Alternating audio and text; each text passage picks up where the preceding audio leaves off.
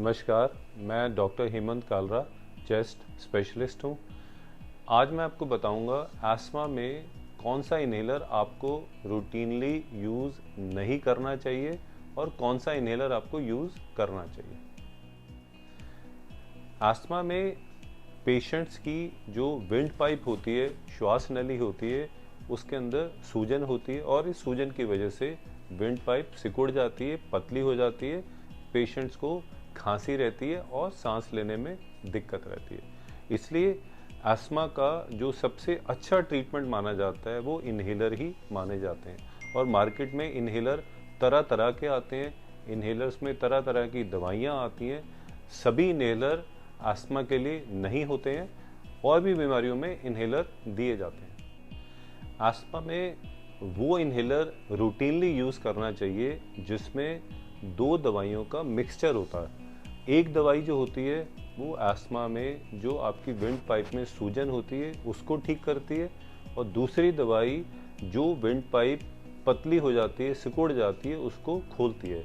इसलिए वो इन्हेलर जिसमें इन दोनों दवाइयों का मिक्सचर होता है, मिश्रण होता है, वही इन्हेलर आपको एस्मा में रूटीनली यूज़ करना चाहिए। परंतु एस्मा में कुछ पेशेंट एक ही दवाई का इन्हेलर यूज़ करते रहते हैं, रूटीनली भी यूज़ करते हैं और इमरजेंसी में भी उसी को ही यूज़ करते हैं। जो एक दवाई होती है वो सिर्फ विंड पाइप को खोलने का काम करती है। पेशेंट्स को कुछ देर के लिए आराम जरूर आता है, परंतु अगर आप उसको रेगुलर यूज़ करते हैं, रूटीनली यूज़ करते हैं, तो आपका एस्थमा अनकंट्रोल्ड हो जाता है, एस्थमा खराब हो जाता है। इसलिए इस तरह के इन्हेलर रूटीनली यूज़ नहीं करने चाहिए। इस तरह के इन्हेलर मार्केट में तरह तरह के नाम से उपलब्ध हैं, तरह तरह की कंपनियां बनाती हैं। जैसे लीवोसैल्बुटामॉल के नाम से आता है, डुओलिन के नाम से आता है, एस्टेलिन के नाम से आता है, लिवोलिन के नाम से आता है। ये सारी दवाइयाँ, ये सारे इन्हेलर जो इस दवाई के बने होते हैं, उनसे आपको तुरंत आराम आता है, आप अच्छा भी फील करते हो, एस्मा में थोड़ी देर के लिए आराम भी आता है, परंतु आपका एस्मा धीरे धीरे खराब होना शुरू हो जाता है, अनकंट्रोल्ड हो जाता है। इसलिए अगर आपके पास इमरजेंसी में कोई भी इन्हेलर नहीं है तो आप लिवोलिन, सैल्बुटामॉल, एस्टेलिन का यूज़ तुरंत करिए, अवश्य करिए, परंतु रूटीनली इस तरह का इन्हेलर एस्मा में मत लीजिए। इससे धीरे धीरे धीरे आपका एस्मा अनकंट्रोल्ड हो जाता है।